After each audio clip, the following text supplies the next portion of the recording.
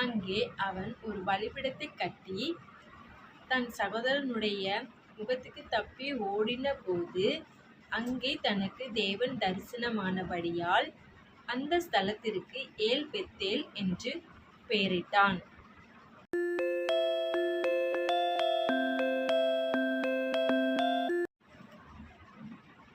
கர்த்தருக்கு ஸ்தோத்திரம். கர்த்தருடைய நாமம் மகிமைப்படுவதாக. முதல் பகுதியாக நான் என்னுடைய வாழ்க்கையில் நடந்ததை உங்களுடன் பகிர்ந்து கொள்கிறேன். நான் குழந்தையாக இருக்கும் பொழுது 1 இல்லை 2 வயது இருக்கும் பொழுதே என்னுடைய தாயார் மரித்து போனார்கள். இதன் காரணமாக என்னுடைய தகப்பனாரால் என்னையும் என்னுடைய உடன் சகோதரனையும் கவனிக்க முடியாத காரணத்தினால ஒருவர் எங்கள் வீட்டு அருகில் இருக்கிற ஒருவரால் பெத்தேல் ஒரு ஸ்தாபனத்தை குறித்து அவர்களுக்கு எங்கள் அப்பாவுக்கு சொன்னார்கள். அந்த பெத்தேல் அம்மா அப்பா இல்லாதவர்களுக்காக உருவாக்கப்பட்ட ஒரு ஹாஸ்டல்.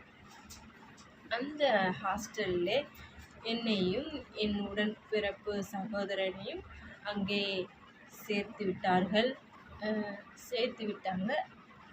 அப்படி சேர்ந்ததில் நான் திருநெல்வேலி, தூத்துக்குடி, சேலம் அப்படி பல பகுதியிலே நான் அந்த பெத்தேலில் படித்து இருக்கிறேன். ஸ்கூலு அப்படின்னு பார்த்தீங்கன்னா, ஸ்கூல் மேரி சார்ஜன்ட் ஸ்கூல் திருநெல்வேலியில் இருக்குது. அப்புறம் சாராள் டக்கர் மேல்நிலைப்பள்ளி அந்த ஸ்கூலில் படிச்சிருக்கேன்.